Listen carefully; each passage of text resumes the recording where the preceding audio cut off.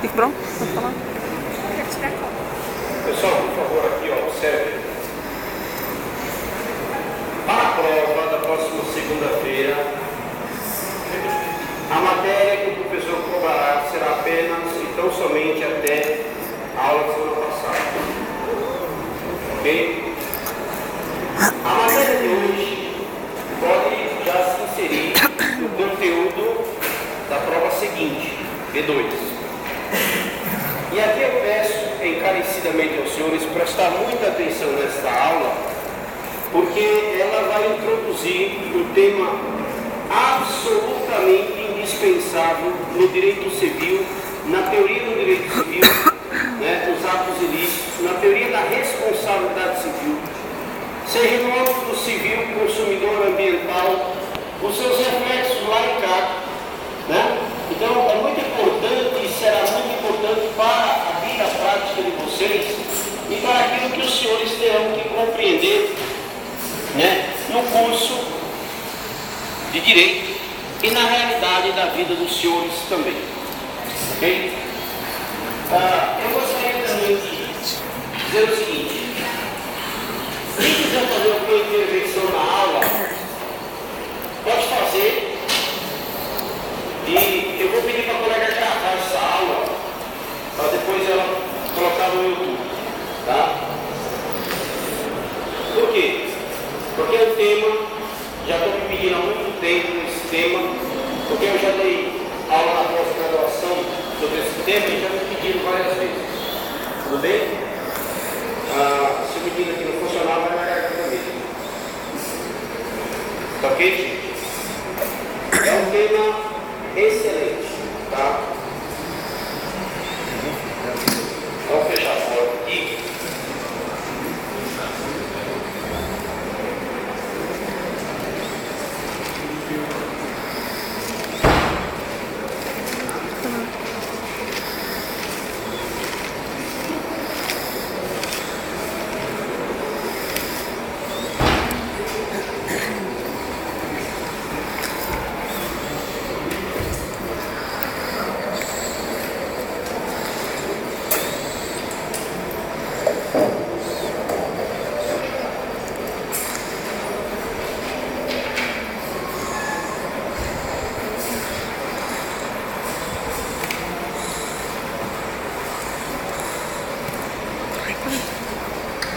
Então vamos lá. Tá de cabeça para baixo. Nós vamos introduzir nesse momento o tema da responsabilidade civil, focando a teoria do ato ilícito, representando de antemão toda a continuidade do nosso tema, desde a última aula, quando falamos das nulidades dos negócios jurídicos, né? E considerando aqui um ponto muito importante na teoria do ato ilícito. Muito bem. É importante que os senhores compreendam desde agora que o ato ilícito se constitui em fonte das obrigações.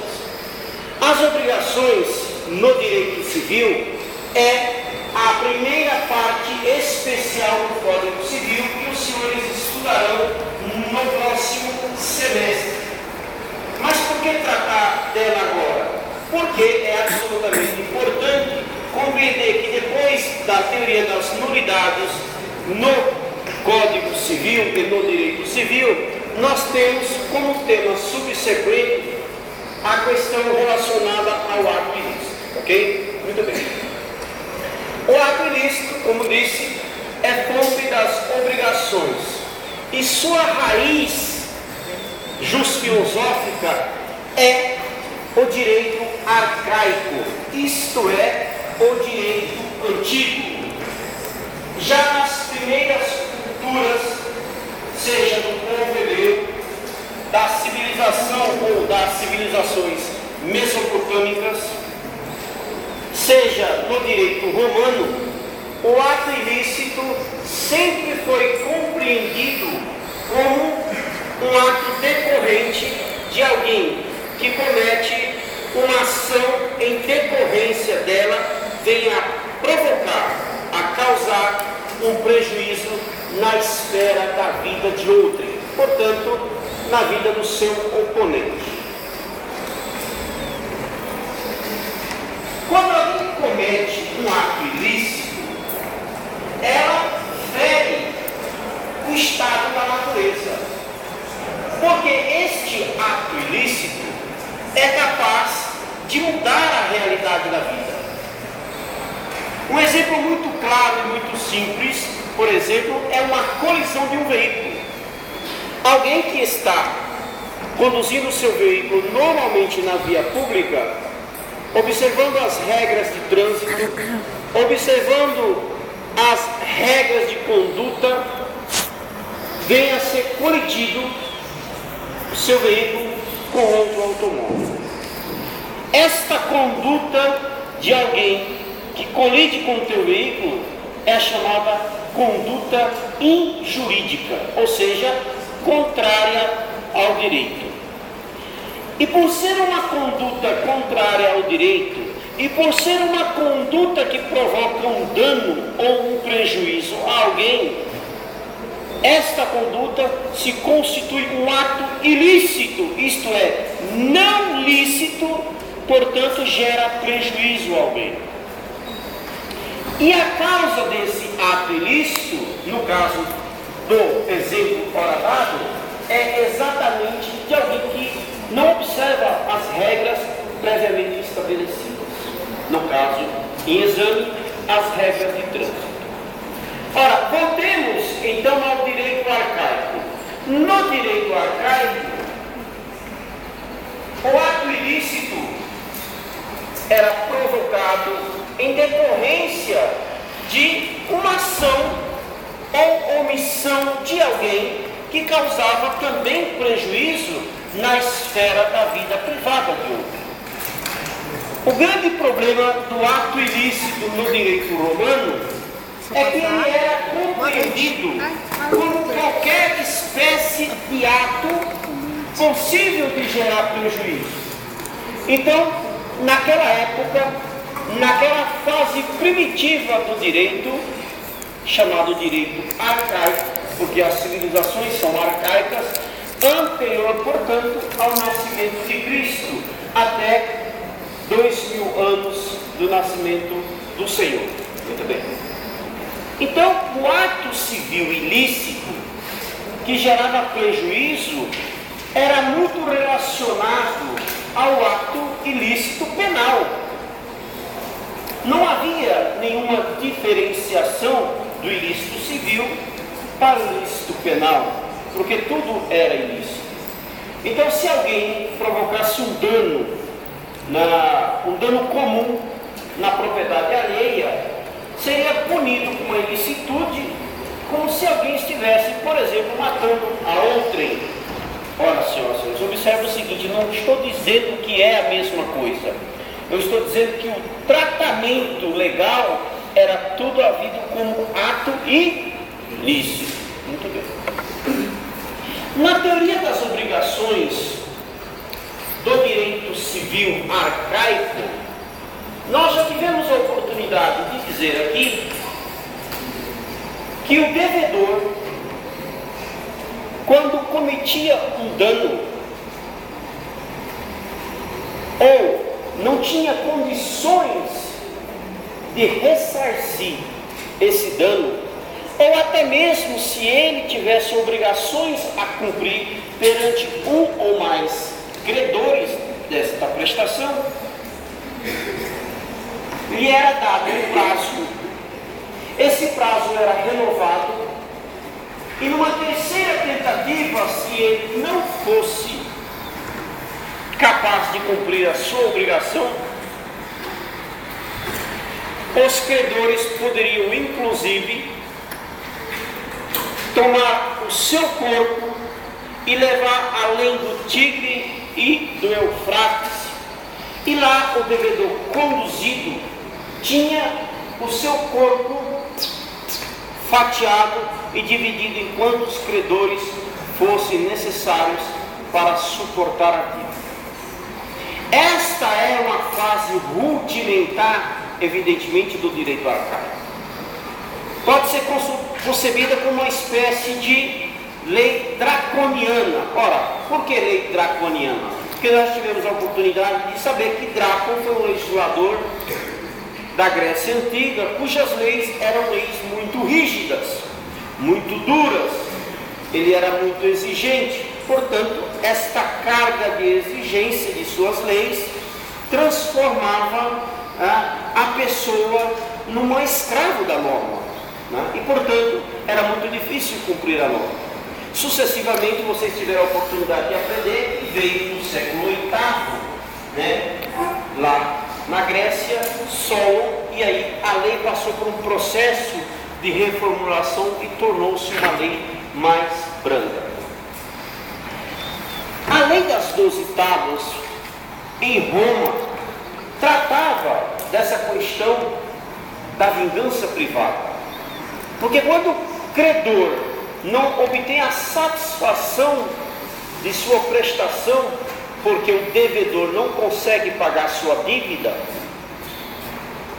nós temos a evolução da chamada vingança privada, né, da pena de talião, do olho por olho, do dente por dente, e por isso que ele era conduzido às margens dos rios Tigre e Eufrates, e lá ele pagava a sua dívida com o próprio corpo. Muito bem. Numa fase do direito civil romano mais evoluída,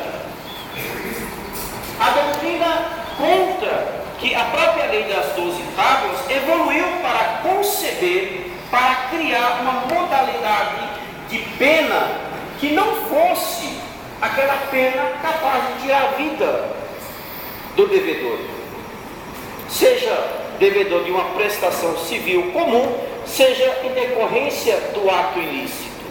Pois muito bem, esta fase já é uma fase do direito clássico romano, onde o Estado romano já conferia o chamado direito de ação, né? O direito que tinha o credor de exigir do Estado que o devedor cumprisse a obrigação.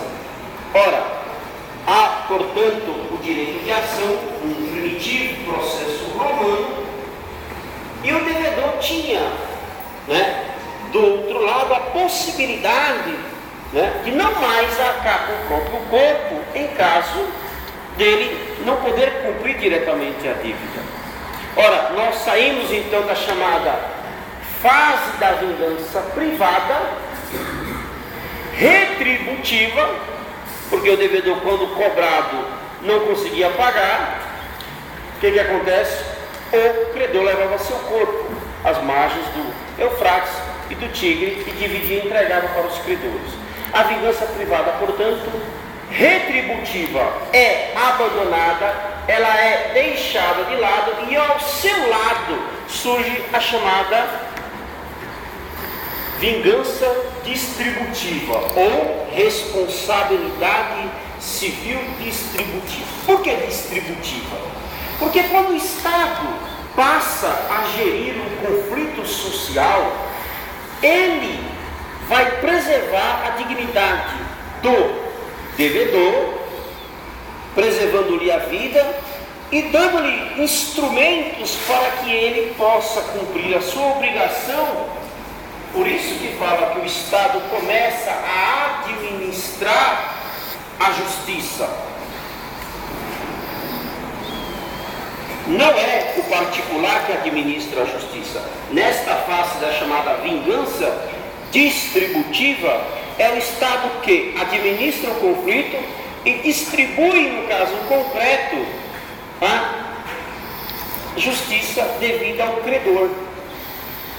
E isso permite o quê? Permite que o próprio devedor tenha condições de arcar com as suas obrigações dentro de um processo legal. Por isso, hoje a Constituição fala do devido processo legal, do devido processo constitucional. Acredito que é algo que vocês já estão vendo, sim ou não? Pois muito bem, tudo tem origem no direito arcaico e na evolução do direito romano, ok? Ora, nosso Código Civil, e aí eu gostaria que os senhores tomassem pela mão, a a disposição do artigo 186, que vai dizer o seguinte, senhores. Título 3º dos atos ilícitos. Diz aqui, artigo 186.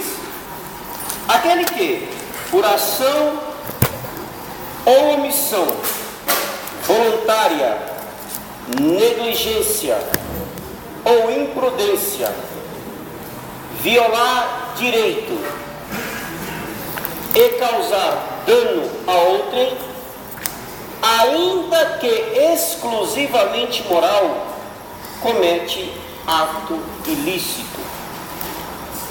Eu gostaria de pedir aos senhores o artigo 5º da Constituição Federal, no inciso 10. Alguém poderia abrir, por favor? Artigo 5º, inciso 10º. São violados a intimidade, a vida privada, a honra e a imagem da pessoa, assegurado no direito da indenização pelo dano material ou moral, decorrente de sua violação. Doutor Tailão, por gentileza, poderia repetir com mais poder e autoridade a mesma leitura, por favor? São violados a intimidade, a vida privada, a honra e a imagem da pessoa, assegurando o direito à indenização pelo dano material ou moral decorrente de sua violação. Perfeito. Senhores, observem. É importante que os senhores compreendam desde agora, na leitura que o nobre colega fez, sobre a figura da responsabilidade civil pelo dano material e pelo dano moral. A Constituição Federal Brasileira de 1988 consagrou no direito civil brasileiro a chamada constitucionalização da responsabilidade civil. Portanto, nós temos bem claro que não é somente o dano material que é ressarcido pelo direito, mas também os danos de natureza moral, ou numa outra linguagem, os danos de natureza extrapatrimonial. Mas voltemos aqui ao artigo 186, que diz o seguinte: aquele que por ação ou omissão, portanto, um agir em descompasso com a lei, ou um deixar de agir também em descompasso com a lei, seja nas modalidades voluntária, um ato voluntário, que exige o quê? Um querer para cometer o ilícito, seja pela negligência, o deixar de observar umas regras estabelecidas, é uma negligência. Um exemplo muito claro, senhoras e senhores, é da mãe que deixa de amamentar a criança. Ou é uma negligência? É do pai ou da mãe que, ao buscar a criança no colégio, resolve passar no supermercado e esquece que o filho está no banco de trás do carro. Quando ele retorna do supermercado, encontra o quê? Encontra o falecido no banco de trás. O filho, a filha, a criança morreu. Foi para Jesus? Provavelmente. Mas está morta, porque o pai ou a mãe, ou quem estava na guarda da criança, poderia ser outra pessoa, negligenciou, né? Portanto, uma conduta também omissiva, negligenciou no cuidado com a criança. Muito bem. Foi imprudente ao conduzir o veículo do seu carro com uma velocidade acima do permitido pela norma regulamentar de trânsito. Aqui é imprudência, né? Quando eu conduzo minha vida, seja no trânsito, seja em qualquer situação da vida privada, agindo em descompasso com as regras comuns de experiência, eu estou agindo fora da norma. E eu venho a causar também um ato ilícito. Na leitura do artigo 186, diz o seguinte, que diante dessa situação, se eu violar direito, quer dizer, direito de outrem, e causar dano a esta pessoa, ainda que exclusivamente moral, eu cometo um ato ilícito. Então, o ato ilícito, por natureza, pela força da expressão, é um ato em descompasso com a legalidade. Muito bem. Então, a norma, ela contempla duas formas de ressarcimento de danos. O dano material, que é aquele dano provocado ao patrimônio material de outra pessoa por força da minha ação ou omissão negligente, imprudente ou imperita. Por que imperita, professor? Ora, senhoras e senhores, porque eu posso, conduzir um veículo sem ser perito. Ora, é comum os pais permitirem ou negligenciarem ao filho, deixando ele dirigir o veículo sem habilitação. Numa conduta imperita do infante, do jovem, que venha a causar dano a outrem, os pais respondem pelo evento danoso. E onde que entra aqui, senhoras e senhores, a questão dos danos morais, dos quais tanto a Constituição Federal fala, como o Código Civil. Muito bem. O que é o dano moral? O dano moral é a repercussão do dano material na esfera da intimidade da vida da pessoa que sofreu com os danos. Ora, no exemplo do arrolamento de veículo, vamos supor que o carro tenha sofrido um dano tal que ele se torne irrecuperável. Na expressão popular, deu PT. Acabou o carro. Muito bem.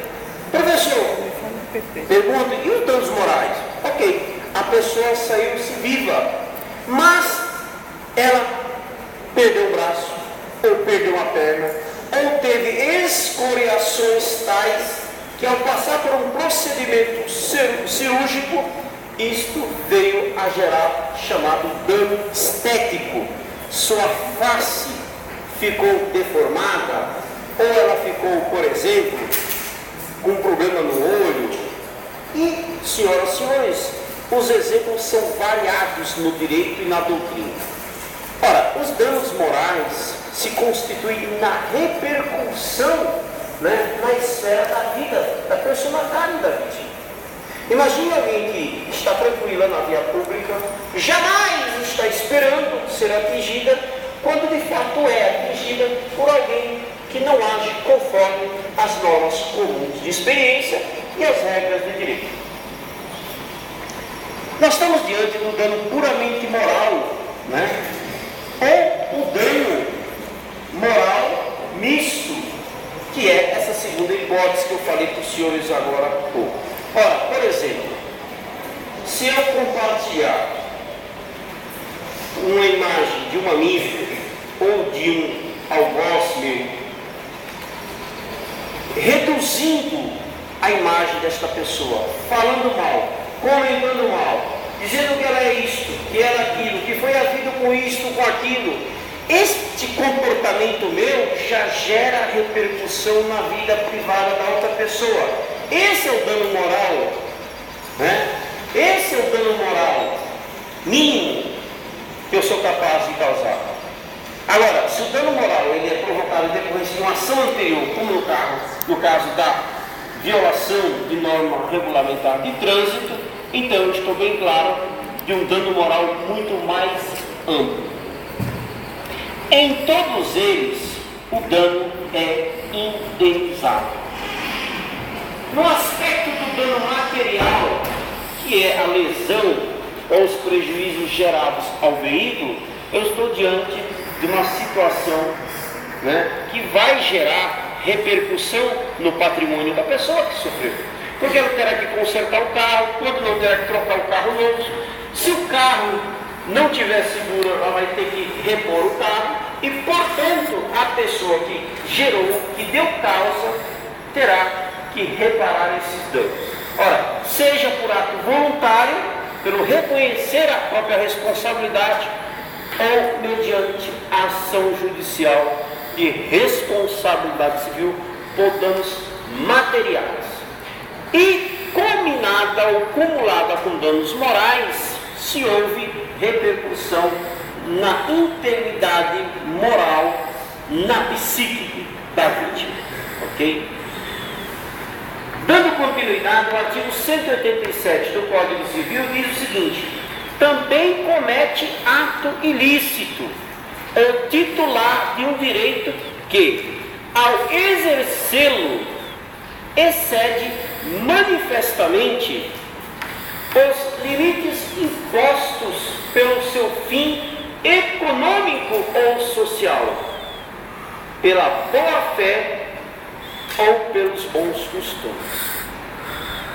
É importante que o senhor esteja bem claro aqui que o Código Civil de 2002, acompanhando a moderna interpretação do direito civil após a Segunda Guerra Mundial, adotou a teoria do abuso de direito. Por que o abuso do direito? Porque diz o artigo 187, repetindo, também comete ato ilícito o titular de um direito. Ora, então o titular está exercendo o direito dele, mas ao exercer em desproporção a esse direito, manifestamente, com tendência de causar prejuízo a outrem, ele também comete ato ilícito. Então não basta na defesa do processo judicial alguém dizer: olha, eu estava conduzindo o meu carro na minha mão de direção. Ótimo! Só que mesmo conduzindo o seu carro na mão de direção, eu pude verificar na placa que lá era 60 km por hora, eu só estava a 80 e 50 metros depois eu estava a 120. Portanto, o senhor excedeu a norma regulamentar de trânsito. E ao exceder esta norma regulamentar de trânsito, o senhor extrapolou ao limite imposto pela norma. E ao extrapolar este limite, eu violo direito subjetivo de outro. E é este violar, é este extrapolar que é capaz de gerar ato ilícito. Olha como é que é o direito, ok? A teoria do ato ilícito, ou melhor, a teoria do abuso do direito foi consagrada na França por força da interpretação da doutrina e da civilística francesa, em que o direito pátrio, direito brasileiro, foi aos poucos, por força também da nossa doutrina e da jurisprudência, acolhendo aos poucos. Ora, senhoras e senhores, não foi muito fácil acolher devido, vocês sabem muito bem, que o Código Civil brasileiro, ele era um código patrimonialista, um código formalista, cuja interpretação era uma interpretação fechada e obedecia à sistemática da propriedade privada e da ampla margem de liberdade que era assegurada pelo Código Civil francês, do qual o Brasil também bebeu dessa fonte inspiradora. Mas a doutrina, repito, a partir da segunda metade do século passado, portanto de 1950 para cá, avançou na interpretação e veio aos poucos acolhendo a responsabilidade civil pelo abuso de direito. Mais adiante, no artigo 188, diz o seguinte: não constituem atos ilícitos os praticados em legítima defesa ou no exercício regular de um direito reconhecido. Portanto, nós estamos aqui diante de causas excludentes da ilicitude. Por que, professor Francisco, que essas causas excluem a ilicitude? Ora, senhoras e senhores, porque as pessoas que incidirem nestas causas, o direito afasta-lhe o dever de indenizar. Por quê? porque elas estão albergadas com situações especiais, né, que não lhe impõem o dever de indenizar. A primeira está no inciso 1º do artigo 188. Os praticados em legítima defesa ou no exercício regular do direito. Legítima defesa, né? Nós estamos diante de uma situação que alguém pode defender o seu patrimônio da agressão injusta de um ladrão e vem a vítima a ser mais ágil do que o agressor, repelindo, né, esta agressão justa. Então, o ato de repelir uma agressão justa se constitui numa legítima defesa de um direito que não impõe dever de indenizar ao agressor, no caso aqui, a vítima. Por quê? Porque o direito diz: você está dentro de uma legítima defesa. Veja bem, exercício regular de um direito. Quem costuma estar no exercício regular de um direito seu, como por exemplo, o policial militar, que ao defender a paz social, ao defender a paz pública, vira repelir, por exemplo, um roubo ao banco, a um tiroteio, e portanto, ao matar o assassino, ou o bandido, ou o ladrão, a norma exclui ele do dever de responder criminalmente por ele estar diante do exercício regular de direito protegido legalmente. Inciso 2 diz o seguinte: a deterioração ou destruição da coisa alheia ou a lesão à pessoa a fim de remover perigo iminente. Diante desta situação, não há ato ilícito reparável. O ato é ilícito em si mesmo, mas a pessoa está desautorizada a responsabilizar-se por repor o dano, porque salvou a pessoa de um dano maior.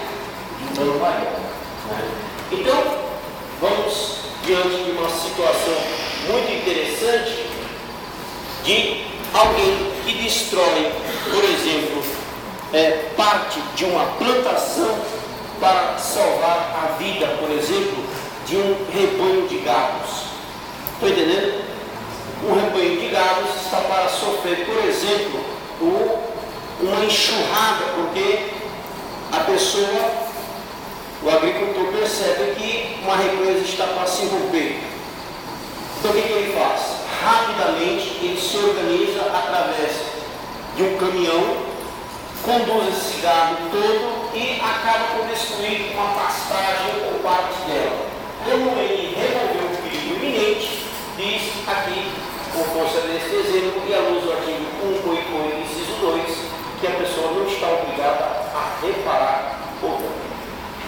Exemplos da doutrina há várias. Quando o senhor estudar especificamente direito das obrigações, lá na frente, na parte especial, os senhores vão voltar a essas situações. O parágrafo 8 do artigo 88 diz o seguinte: no caso do inciso 2, ou seja, deterioração da coisa, o ato será legítimo somente quando a circunstância o torne absolutamente necessário, não excedendo os limites do indispensável para a remoção do prejuízo. Então, senhores, não é qualquer situação de risco ou de perigo. O perigo tem que ser eminente, ou seja, tem que ser flagrante, tem que ser evidente, porque se não foi numa ação de responsabilidade civil, né? Se caso o agressor, né, o dono da plantação, no caso do exemplo, souber dizer, excelência, ele tinha condições melhor, porque nós tínhamos um celeiro logo próximo, fora, por exemplo, da vazante de água, então ele poderá, provando judicialmente, inclusive com uma perícia em loco, o juiz diz, olha, lamento, mas você tinha como agir de outra forma. Então você vai ser obrigado mesmo assim a responder civilmente pelo dano ocasionado. É importante salientar aos senhores que a questão da responsabilidade civil, embora seja uma das mais antigas de todos os tempos, e aqui já disse aos senhores que remonta ao direito arcaico, não é muito fácil lidar na vida prática. Eu particularmente tenho a oportunidade de lidar no escritório com essa questão há 17 anos, e é muito comum, né, o autor da ação ganhar uma ação contra a empresa, como é muito comum ele perder. Por quê? Porque nós vamos ver lá na frente que há requisitos a serem preenchidos na ação de responsabilidade civil. Não basta alegar o fato, vocês já sabem que é preciso provar o fato. E quando se trata de responsabilidade civil por ato ilícito ou por descumprimento do contrato, nós temos bem claro que há elementos ou pressupostos que devem ser comprovados judicialmente. E se eles não forem comprovados, o titular do pretenso direito terá grandes chances de perder a ação. Então, nós temos que ter muito cuidado. Criou-se na cultura do legislativo brasileiro, especialmente nos últimos 30 anos, a tendência de se postular responsabilidade civil, especialmente responsabilidade civil por dano moral, alegando qualquer situação, até com o fim de a pessoa obter ganho facilmente.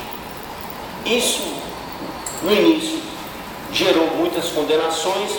Com o passar do tempo e com a experiência da jurisprudência, esse índice foi caindo e a doutrina se fortaleceu, tanto é que em vários livros de doutrina de responsabilidade civil é possível ver os comentários dos juristas, dos doutrinadores, dizendo a respeito das chamadas loterias, de responsabilidade civil. Por que loterias? Porque no fundo muitos pretendem um ganho muito bom, a exemplo daquilo que é nos Estados Unidos, que lá existe um processo, uma espécie de tarifação para quantificar o valor da responsabilidade civil. No Brasil, é a experiência da jurisprudência, aliada a cada caso concreto, é que vai permitir determinar quanto é esse valor. Nós veremos oportunamente. Vamos passar então para o artigo 188. Já vimos, Vamos passar então ao artigo 927 do Código Civil. Aquele que por ato ilícito, portanto, ato ilícito no artigo 186, 187 do Código Civil, causar dano a outrem, fica obrigado a reparar. Na verdade, o legislador repete a ideia do artigo 186 caput. Mas esta disposição especial está falando do quê? Do título da responsabilidade civil e da obrigação de indenizar. Na processualística ou no direito processual, quando eu promovo uma ação de responsabilidade civil, eu detecto o ato ilícito, vejo as causas desse ato, o que gerou, quais foram as consequências resultantes deste ato ilícito, quais foram os prejuízos materiais e os morais, para a partir de então dizer, olha, aqui cabe o dever jurídico de indenizar. Aqui alguém deve reparar o dano. E o dano material, senhores, os danos materiais, eles podem ser de duas formas: os danos emergentes e os lucros cessantes. Como o próprio nome sugere, danos emergentes são aqueles resultantes, ipso facto, ou seja, do fato gerador. No caso do veículo que foi colidido, o dano emergente é o conserto, que o dono do veículo terá que custear. Então, há um dano que emerge do fato, no caso, o carro danificado. E o lucro cessante? No exemplo do automóvel, se for o taxista, esse carro vai ficar parado 5, 10, 15, 20 dias, um tempo determinado para ser recuperado. Ora, os dias trabalhados do taxista haverão de ser indenizados. Como que eu calculo isso, professor? Na prática, tem pedidos elevadíssimos. Eu ganho 250 reais por dia, mas como comprovo? Difícil. Então, eu vou até o sindicato e o sindicato faz um levantamento dentro de uma estatística, dentro de uma estimativa e apura no período aí de 10, 15, 20 dias ou mais dias que o carro ficará na oficina para dizer que esses são os lucros cessantes. Então, além do prejuízo causado no veículo, haverá também de reparar os dias que deixou o trabalhador de trabalhar com o seu táxi. Então, danos emergentes emergem do fato e cessantes, aquele que deixará de ganhar por não conduzir o seu veículo de trabalho. Ora, se do mesmo fato advém o dano moral, como eu expliquei aos senhores, ferimento no corpo, aborrecimento, não é qualquer aborrecimento. Tem que ser um aborrecimento capaz de provocar abalo na estrutura psicológica da vítima. Então, é muito comum as pessoas postular dano moral, no caso do veículo, porque o veículo foi levado e ele ficou sem usar o carro. Não. Tenho que efetivamente provar se este dano material repercutiu na personalidade. E como que eu comprovo? Efetivamente, demonstrando através dos fatos e dele extraindo que houve abalo. Vamos dizer, o taxista que todo dia, antes de começar a trabalhar, levava a sua mãe para fazer diálise no Hospital das Clínicas de São Paulo. Deixou de levar a mãe. E ele era único, não tinha mais ninguém. Pior, em razão disso, a mãe veio a falecer 3 dias depois, porque ficou sem diálise. Então teve uma causa que justificasse. Então, evidentemente, que não é o meu sonho que o juiz vai avaliar, mas cada caso concreto. No caso, por exemplo, da pessoa que teve a sua honra, a sua boa fama, desprestigiada nas redes sociais. Eu estou diante de um dano moral puro, se foi decorrência apenas desta situação subjetiva. Se tiver uma causa anterior, eu preciso, obviamente, investigar esta causa. Doutor Euclides, pois não, com a palavra. Professor, pega um ônibus, por exemplo, aqui para a Bahia. Esse ônibus quebra no caminho, a empresa serve o segundo ônibus. Esse ônibus serve a metade do caminho, é ônibus velho, já substitui. Esse ônibus quebra no lugar dele, causa prejuízo. 3, 4, 5 horas parado, ali aguardando. Tem um telefone, não tem água, não tem nada. Dezembro, Rio de Janeiro. Quizás Rio de Janeiro lá, por exemplo. Isso é um dano emergente, é um dano moral. Cada processo. Olha, na responsabilidade civil decorrente de atividade de transporte, o que é claro? A empresa tem a obrigação jurídica de colocar o senhor no ônibus e levar com segurança até o destino, porque a obrigação é de resultado. Se o ônibus quebrou, Bateu, depois tudo bem, vamos lá. Bateu, quebrou. Mas se a empresa reconduziu a outro veículo e lhe entregou no local certo, sem danos à pessoa, o senhor pode questionar em juízo se esse atraso lhe causou dano. Como, por exemplo, o senhor tinha obrigações a cumprir em determinado horário. Veja, tudo isso há de ser provado judicialmente. Vamos supor, ônibus quebrou, motorista não deu guarnição, abandonou o senhor lá e depois disso sofreu um assalto ou um abarroamento, foi acidentado por outro veículo, perdeu a perna, aí o dano moral é por evidente, ok? É muito claro isso. Então, em cada caso concreto, é preciso avaliar a situação. Por exemplo, eu não sei se eu já tratei com o senhor neste caso, mas em 2008, uma empresa de aviação chamada Aerolíneas Argentinas S.A., ela vendeu mais passagens do que deveria, provocando o fenômeno do overbooking. Engraçado que o gerente comercial do Brasil disse exatamente isso. Nós vendemos mais passagens para atender a demanda, mas não tinha aeronaves para transportar as pessoas ao mesmo tempo.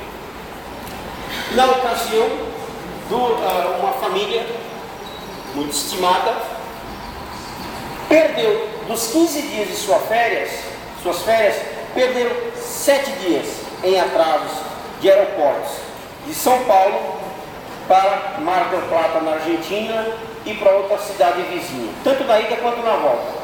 Perdeu quase 5 dias de suas férias.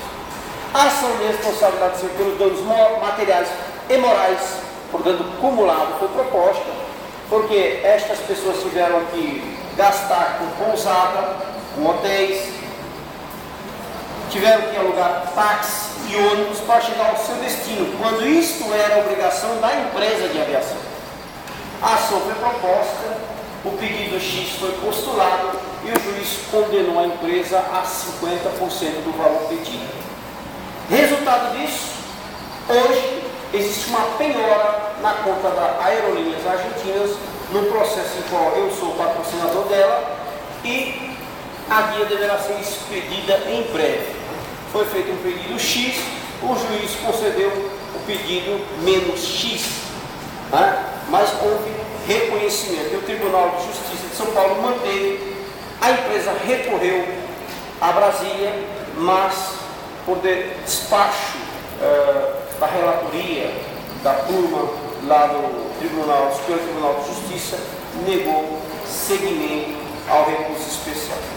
Então, quando o dano, senhoras e senhores, é evidente, o tribunal, seja no juiz de primeira instância ou no colegiado, manda pagar.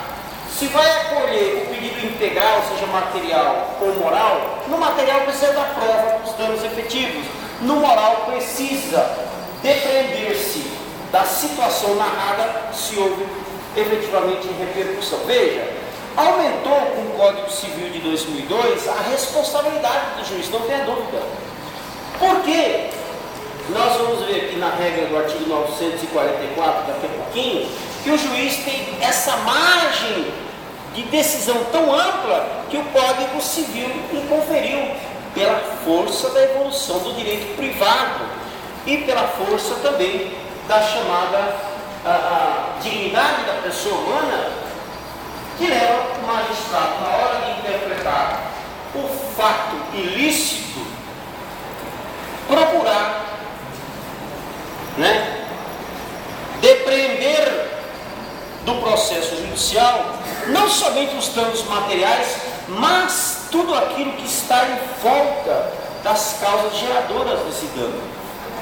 Por isso que também, como nós já tivemos a oportunidade de constatar, que a figura do direito civil constitucional conferiu uma maior margem de liberdade e de poder decisório do juiz na hora dele apreciar as ações de responsabilidade civil por danos materiais e por danos morais. Alguém mais tem alguma dúvida? Pois não, doutor? Professor, no caso do artigo 188, fala da desenvolvimento do discurso, por exemplo, chegou um cliente no meu escritório falando que foi socorrer uma pessoa que estava passando mal, um vago, e nesse trajeto ela colidiu com alguns carros, para poder chegar ao local, ou colidiu com o carro, passou em alguns atalhos acidente, para a condição da pessoa que teve lesão de chegar multas, como também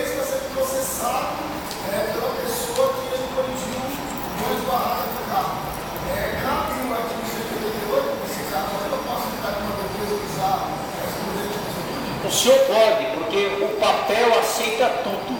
Evidentemente que no caso concreto o magistrado é que vai inferir, né? Porque é muito claro, né, em ações de responsabilidade civil, para a defesa do cliente, numa ação de responsabilidade civil, se excluir, se alegar as excludentes do artigo 188.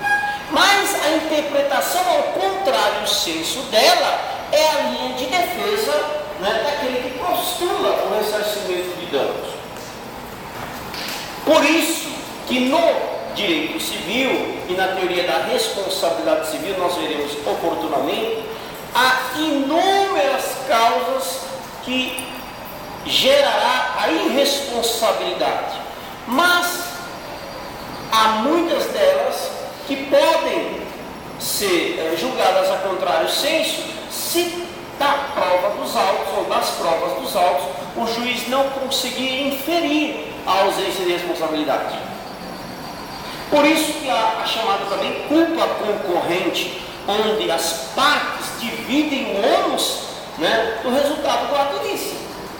Aliás, é muito comum isso acontecer, por exemplo, em responsabilidade civil no poder público, né?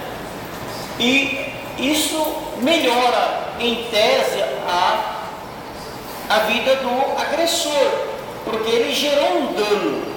Todavia, esse dano só foi gerado porque, de alguma forma, o agente, ou melhor, a vítima, de algum modo, ele também acabou por agir em descompasso com as normas, seja as normas jurídicas, seja com as normas comuns de experiência, aquelas consideradas do homem médio, aquele que tem uma formação mediana, que é a instrução do primeiro grau ou do ensino fundamental.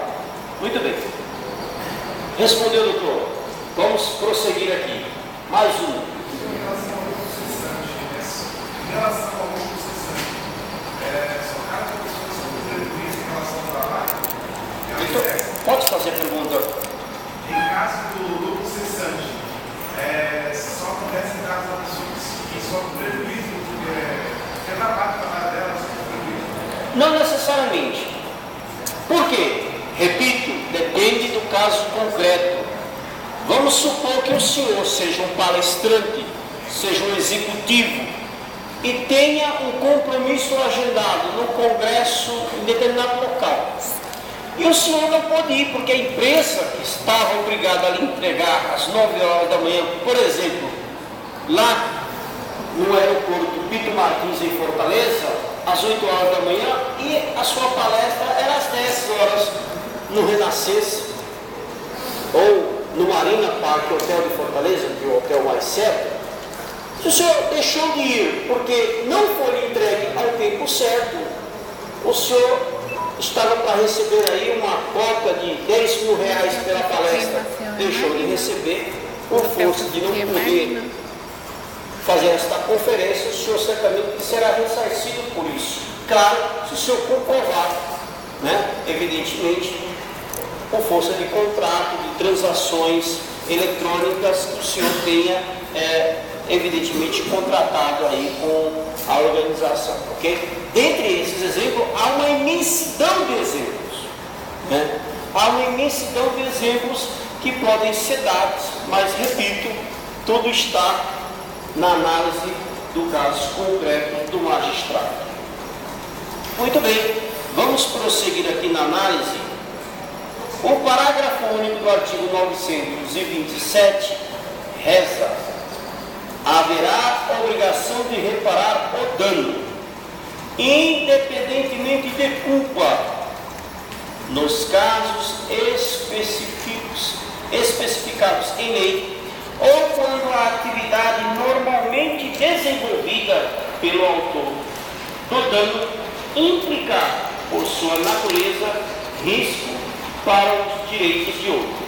Aqui, senhoras e senhores, remonta especialmente a regra do artigo 187, quando ele fala das excludentes da responsabilidade civil. Então, o uso não moderado que possa gerar dano a outro, e também vai permitir a responsabilidade civil, desde que não implicar por sua natureza risco para outro. Vamos analisar o artigo 928 do Código Civil, que diz: o incapaz responde pelos prejuízos que causar, se as pessoas por ele responsáveis não tiverem obrigação de fazê-lo ou não dispuserem de meios suficientes. O incapaz responde pelos prejuízos que causar, se as pessoas por ele responsáveis não tiverem obrigação de fazê-lo ou não dispuserem de meios suficientes. Há, portanto, situações em que o incapaz, embora ele tenha cometido o ato ilícito, ele tem patrimônio suficiente para custear os danos gerados. E embora haja, por exemplo, um tutor, um curador que cuide do incapaz, ele não tem condições de reparar o dano. Como que ele vai reparar? Então, a norma impõe o dever ao incapaz, que possa ser que seja um incapaz dotado economicamente, né? E os bens desse incapaz estejam sob a guarda de alguém. A norma impõe o dever de indenizar. Nesse ponto, o Código Civil inovou sobremaneiramente. Por quê?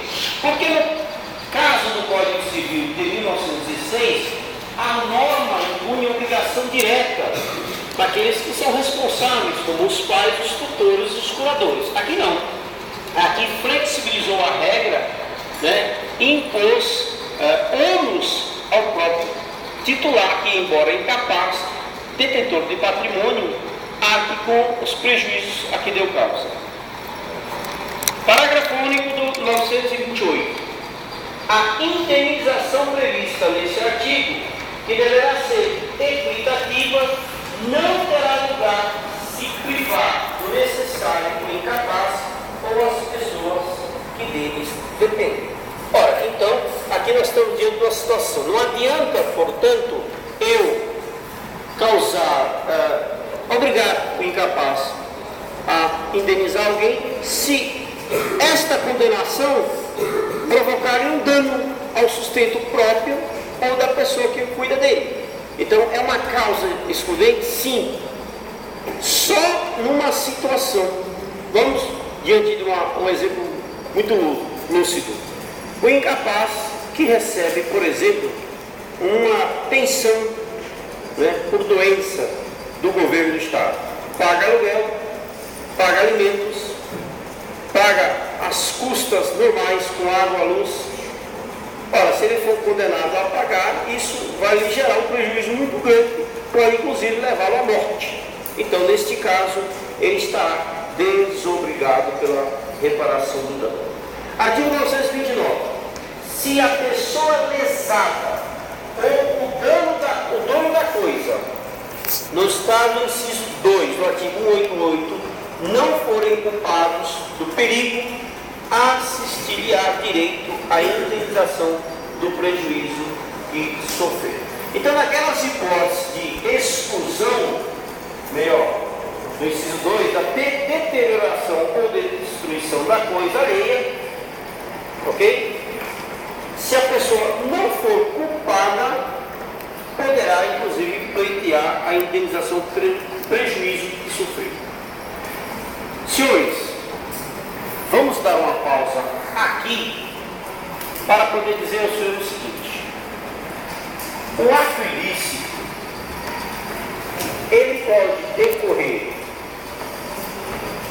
tanto de ação, omissão, voluntária, negligência ou imperícia de alguém, como eu acabei de explicar, ou ele pode decorrer de uma ação lícita, mas que decorre desta ação lícita a violação ao direito de outro. Mas também o ato ilícito pode decorrer de violação ao contrato. E aqui nós temos uma classificação da chamada responsabilidade civil contratual ou da responsabilidade civil extracontratual. Tudo isso que eu expliquei aos senhores está dentro da responsabilidade civil extracontratual. Por quê, professor? Porque nestas ocasiões não há contrato. Não há contrato. Por quê? Porque o fundamento dessa modalidade de responsabilidade civil é o chamado non laedere, princípio universal de não causar dano a outrem. Portanto, na minha vida privada, eu tenho um dever jurídico pré-existente. Isso é muito importante os senhores saberem, porque isso os senhores vão carregar para a vida toda. Há um dever pré-existente na sociedade, que é o dever de não causar dano a outrem. E por que então se diz que é responsabilidade civil extracontratual? Exatamente porque está fora do contrato. Porque já existe uma regra social, um trato social, em que eu devo respeitar o próximo. Eu devo respeitar as regras estabelecidas pela sociedade.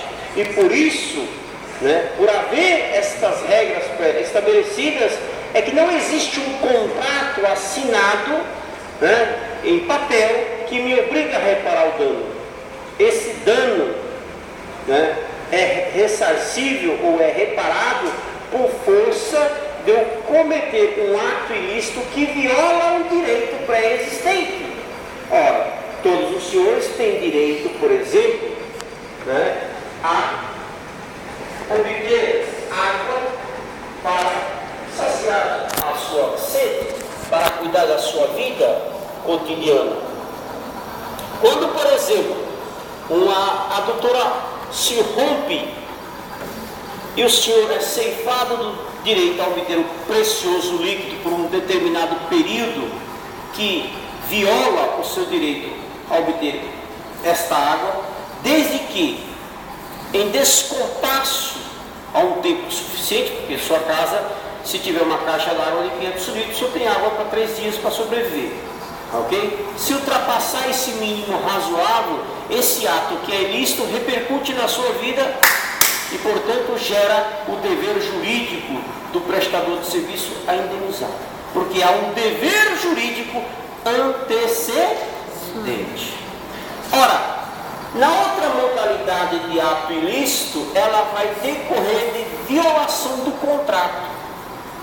Vocês aprenderam há instantes, nas últimas 4 aulas, que o negócio jurídico é o contrato por excelência, e que o contrato ele gera obrigações recíprocas para ambas as partes. Quando uma das partes violam as disposições inseridas no contrato, quem viola acaba também cometendo um ato ilícito, por força do desrespeito às cláusulas pré-estabelecidas no contrato. Portanto, toda vez que alguém violar o contrato, comete um ato ilícito. E se essa pessoa cometeu um ato ilícito na violação do contrato, por não cumprir uma regra pré-estabelecida no contrato, por força dessas disposições, quem no contrato descumprir a cláusula ficará também obrigado a reparar o dano gerado. Dano, neste caso, prejuízo, que é uma expressão muito mais ampla do que o dano.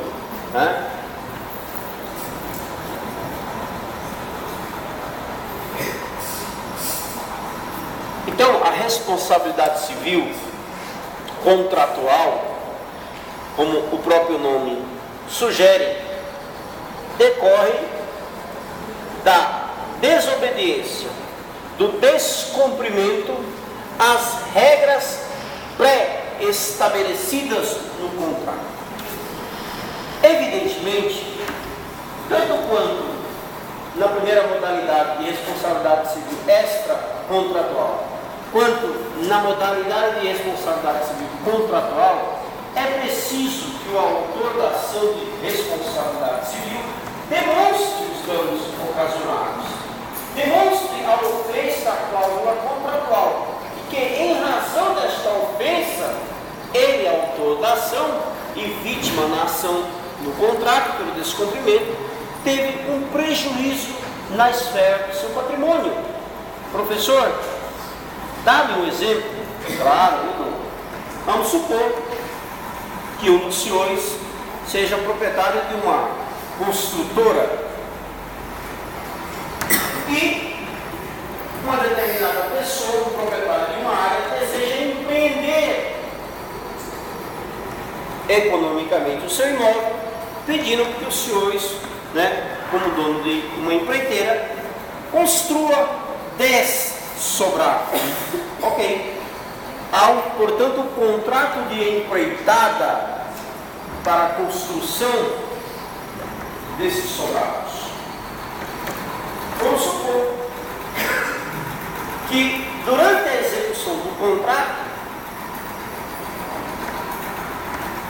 a empreiteira vai dizer: eu não vou mais cumprir o contrato, porque este contrato está inexequível, ou seja, não consigo obter o resultado econômico suficiente como deveria. Ora, meu senhor, diante dessa situação, o proprietário terá um prejuízo enorme, porque nesse tipo de contratação é bem possível que ele já tenha vendido todas as unidades e, portanto, tem prazo de entrega. Qual é o problema aqui? É que se avaliar se no contexto da desobediência às cláusulas contratuais pela construtora, se houve, na hora de celebrar um contrato, um descompasso nos valores celebrados. Ou seja, vamos supor que para cada sobrado eu pagaria 500 mil reais para construir. Tem que ser um belo sobrado, um extraordinário sobrado. Mas, se a pessoa pediu 100 mil reais, como é que fica? Se o contrato deve ser um contrato sinalagmático, que prevê obrigações para ambas as partes, direitos e obrigações, mas é preciso avaliar o custo da obra. Então, tudo isso também só é apreciável numa ação judicial por uma perícia contábil, e com a perícia de engenharia civil. Houve desobediência? Houve. Agora, de que forma que houve essa obediência? Por quê? Porque o contrato, senhoras e senhores, como eu disse, é um contrato sinalagmático, Porém, ele não pode ser um contrato execuível economicamente para a construtora a ponto de lhe gerar prejuízo. Então, todo contrato, vocês vão aprender oportunamente, ele deve resguardar o equilíbrio econômico e financeiro. Não é possível que uma construtora que vai construir 10 sobrados tenha prejuízo na construção. Então, tudo isso é previsível desde o início? Sim. Mas um erro no cálculo da edificação das unidades do sobrado, dos apartamentos, pode gerar um prejuízo para a construtora se, evidentemente, não se fizer um balanço desses valores, que, evidentemente, por força de um valor menor, a construtora deixa de receber. Como que se dá isso judicialmente? Primeiro, se não houver acordo amigável, é possível promover a ação de resolução do contrato ou de reavaliação da cláusula. Nós já vimos que o contrato, em regra, é um contrato livre. A forma de sua confecção, o contrato livre, se não for da substância do ato. E esse não é, embora com todas as nuances de um contrato de empreitada, ele deve ser visitado pelo Poder Judiciário toda vez que houver prejuízo para uma das partes. Dúvidas que levantou a mão? Pois não, doutor?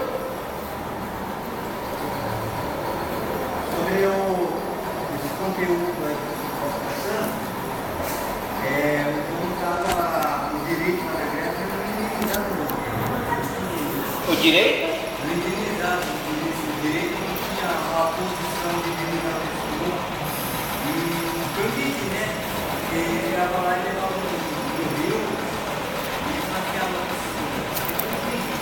Se provar que houve prejuízo, se o autor da ação, aquele que sofreu prejuízo, provar que houve prejuízo para ele, se ele provar, merece ser indenizado. Ele deve ser indenizado. Não é uma questão de merecimento. Agora, perguntar se a vítima, ou melhor, o agressor tem condições de indenizar, tudo isso é um processo que vai dizer. Ok? Está entendendo? Se o senhor merece ser indenizado, ótimo. A tutela do Estado vai reconhecer o direito do senhor ser indenizado. Agora, aquele que deu causa à indenização tem condições de indenizar?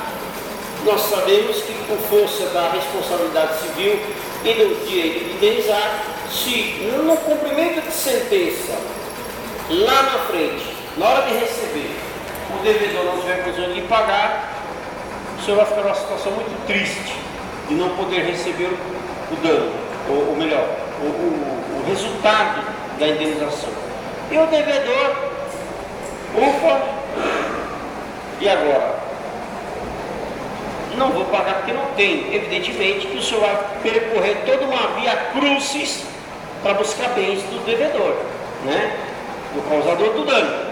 Se no fundo, ou no fim do processo, o senhor não encontrar como ressarcir, o devedor, eu tenho dito, vai ficar sossegado. E o senhor poderá ir para Santos, ficar a ver navios, porque resultado econômico o senhor jamais verá. Esse é o sistema. Pois não, doutora? Só para eu entender melhor, a indenização então é medida pelo prejuízo causado, não pela culpa. Pelo prejuízo. O grau de culpa é outro elemento que nós vamos avaliar oportunamente no artigo 944. Eu tenho que provar o prejuízo efetivo, ok? Então, se eu comprovar o prejuízo efetivo, evidentemente eu tenho direito a ser ressarcido, porque a Constituição Federal, por força da constitucionalização da responsabilidade civil, isto é, o mandamento constitucional do artigo 5º, inciso 10, manda indenizar integralmente, tanto material quanto moral. Portanto, eu tenho direito a receber toda a totalidade, né, dos danos ocasionados. Se caso a indenização for maior que o prejuízo que foi causado? A indenização? Se estiver ultrapassando, estiver maior que o prejuízo causado? Não tem. O que nós temos que ter bem claro é o seguinte: qual é a capacidade econômica do devedor?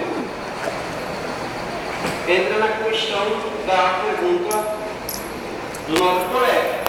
Se o devedor não tem condições de satisfazer toda a obrigação jurídica, ele vai satisfazer até o limite do seu patrimônio. Evidentemente que na regra do artigo 944 que nós vamos avaliar, o juiz ele vai pegar todo o contexto, porque se a obrigação fica mais onerosa, né, na hora de indenizar, fica mais onerosa do que a obrigação principal, por exemplo, nós estamos diante de uma situação de compensar, né? É lógico que eu vou ter que avaliar cada caso concreto. Se eu pleiteio R$1.000 de condenação de alguém, mas se esses R$1.000 for superior a, por exemplo, a obrigação principal, o juiz vai mandar cumprir a obrigação principal, porque de acordo com uma regra do artigo 461, né, do antigo Código de Processo Civil, parágrafo 6º, uma obrigação principal, né, uma multa, por exemplo, não pode ser superior à obrigação principal. Então, eu tenho que entrar dentro de uma regra de exame do caso concreto, né, assim como dentro de uma regra de avaliar qual é a obrigação principal, né, o valor dela e qual é efetivamente aquela que vai ser condenada. Se houver disparidade, aqui surge